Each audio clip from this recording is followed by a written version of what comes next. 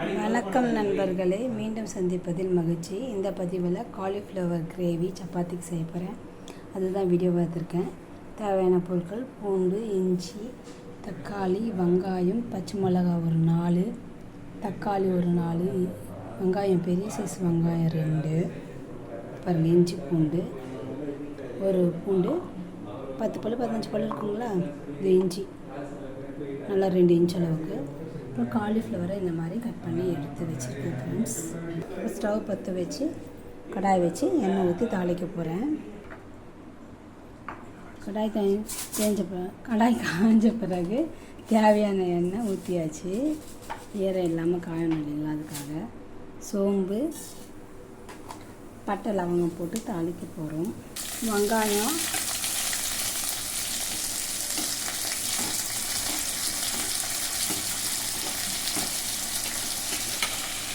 பச்சை மிளகாய் போட்டு வதக்கணும் ஃப்ரெண்ட்ஸ். இஞ்சி பூண்டு போட்டுக்கலாம். இந்த பக்கம் வந்தவுடனே தக்காளி ஆட் பண்ணிக்கிறோம் ஃப்ரெண்ட்ஸ்.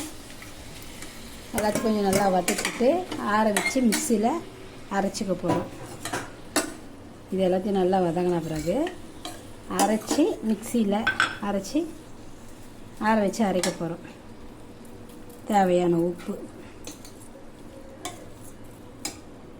இந்த பக்கம் காலிஃப்ளவரையும் நல்லா ஒரு ஆஃப் பாயில் நல்லா கொதிக்க வச்சு வேக வச்சுக்கலாம் ஃப்ரெண்ட்ஸ். இப்போ காலிஃப்ளவர்லாம் பூச்சியே இல்லை ஃப்ரெண்ட்ஸ். கட் பண்ணும்போது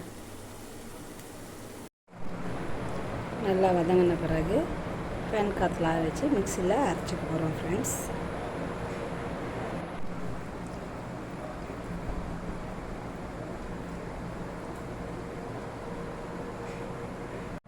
மீன் வயலில் சப்பாத்தி மாவு திரட்டி வச்சாச்சு. காலிஃப்ளவரும் ஆல்மோஸ்ட் வெந்துருச்சு.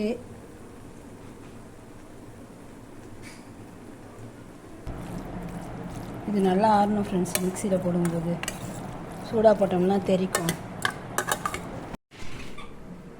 பாருங்கள், வதக்கி வச்சுருந்து அரைச்சி தயாராகிடுச்சு மிக்சியில். காலிஃப்ளவரும் வெந்து ஆஃப் பண்ணி வச்சுருக்கேன். இன்னொரு கடாய் வச்சு எண்ணெய் ஊற்றி தாளிச்சுக்க போகிறோம். சப்பாத்திகளும் தயாராகிடுச்சு. கொஞ்சம் எண்ணெய் ஊற்றி கடாய் காய்ஞ்சோடனே எண்ணெய் ஊற்றி தாளிச்சுக்க போகிறோம். எண்ணெய் ஊற்றிருக்கோம் தேவையான அளவு. தேவைக்கேற்ப தாளிப்பதற்கு சோம்பு, ஏலக்காய், கிராம்பு போட்டு தாளிச்சாச்சு ஃப்ரெண்ட்ஸ். போட்டாச்சு.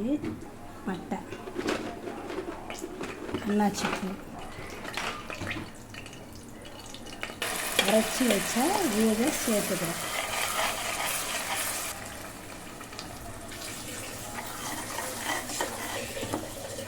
அரைச்சி வச்ச விதை சேர்த்தாச்சு.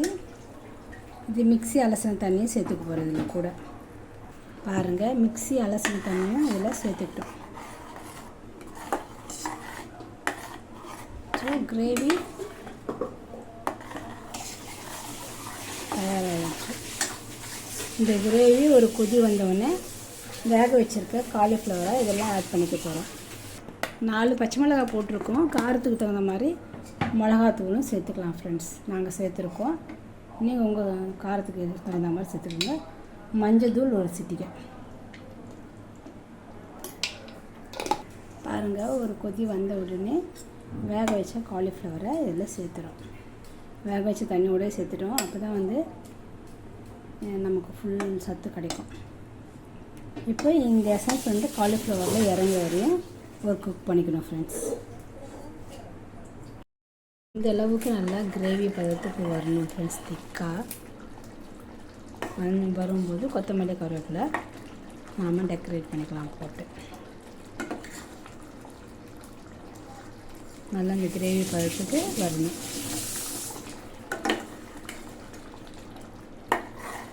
ஒரு 10 நிமிஷம். பாருங்கள், சுவையான காலிஃப்ளவர் கிரேவி தயாராகிடுச்சு. சாப்பிட்லாம் வாங்க. நீங்களும் ட்ரை பண்ணி பார்த்துட்டு எப்படி இருந்ததுன்னு கமெண்ட்ஸ் கொடுங்க. இந்த பதிவு பயனுள்ளதாக இருக்கும்னு நினைக்கிறேன். பயனுள்ளதாக இருந்தால் கமெண்ட் பண்ணுங்கள், சப்ஸ்கிரைப் பண்ணுங்கள். Keep support me friends. Thank you friends. வாழ்க வளர்க. இன்று பிறந்தநாள் திருமண நாள் காணும் அனைத்து நண்பர்களுக்கும் எனது வாழ்த்துக்கள்.